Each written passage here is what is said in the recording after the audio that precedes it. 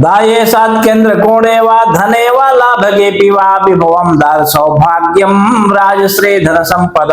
भोजनांबर सौख्यम च दान धर्मादिकम भवेत ब्रह्म प्रतिष्ठा सिद्धिश्च क्रतु कर्म फलम तथा अन्नदानम महाकीर्तिर्वेदांत श्रवणादिकम। तो मित्रों, महर्षि पाराशर बृहद पाराशर होरा शास्त्रम के 58वें अध्याय के 75वें 76वें और 77वें श्लोक में कहते हैं कि यदि आपकी जन्म कुंडली के अनुसार आपके ऊपर शनिदेव की महादशा चल रही हो और अंतरदशा में गुरु देवता चल रहे हो और ऐसे गुरु देवता आपकी जन्म कुंडली के पहले भाव में बैठे हो, लग्न में बैठे हो या केंद्र भावों में 1, 4, 7 और 10वें घर में बैठे हुए हो तथा त्रिकोण में अर्थात 5वें 9वें भाव में अथवा लाभगे पिवा यानी कि 11वें घर में भी बैठे हो, धन भाव में भी बैठे हो, तो ऐसे गुरु देवता आपको वैभव देते हैं, अतुलनीय वैभव आपको दिलाते हैं अपनी अंतरदशा में। स्त्री का सुख, राजा के तरफ से मान सम्मान और राज लक्ष्मी की संपूर्ण कृपा कटाक्ष आपके ऊपर हो जाती है और संपूर्ण रूप से आप ऐश्वर्यशाली व्यक्तियों की श्रेणी में शामिल हो जाते हैं। ठीक है, ऐसे समय में कहते हैं कि भोजनांबर सौख्यम च, है ना, भोजन तथा छत की कोई दिक्कत नहीं होती है एवं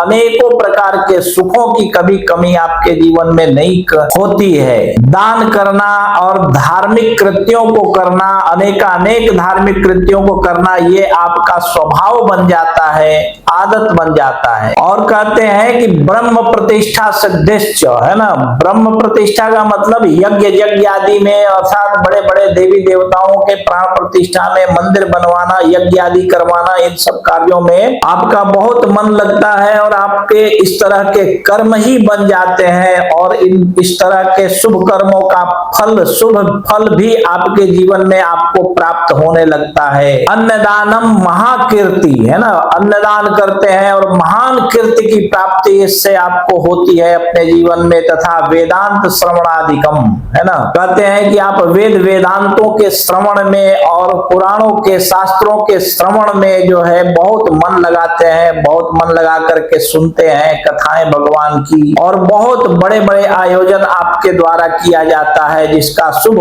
फल भी आपके जीवन में परिलक्षित होता है। अर्थात इस प्रकार के शुभ कर्मों के वजह से आपके जीवन में अनेकानेक शुभ फलों की प्राप्ति होती है जिसमें अनंत वैभव एवं ऐश्वर्य, स्त्री का सुख, पुत्र पौत्र आदि की वृद्धि तथा राजा के तरफ से सम्मान, कोई मेडल मिलना अथवा बहुत ऊंचे ऊंचे सम्मान की प्राप्ति आपको होती है और राज लक्ष्मी की कृपा कटाक्ष आपके ऊपर निरंतर बनी रहती है। आप अनंत वैभव के स्वामी हो जाते हैं, यज्ञ आदि कर्मों को करते हैं तथा बड़े से बड़े कथाओं के कार्यक्रम आपके द्वारा किया करवाया जाता है, अनंत वैभव आपको प्राप्त होते हैं। ठीक है, तो इस तरह से आपकी जिंदगी बहुत ही उच्च श्रेणी की बन जाती है ऐसे गुरुदेव की अंतरदशा में। तो ये बहुत ही शुभ और बहुत ही बढ़िया संकेत है और शनि की दशा में गुरु की अंतरदशा जब भी आती है बहुत अच्छा फल प्रदान करती है, इसमें कोई संशय नहीं है। परंतु इसमें शर्त एक ही है कि आपको गुरु को और शनि को दोनों को देखना पड़ेगा कि वो कहाँ बैठे हैं। अगर सही जगह पे बैठे हो तो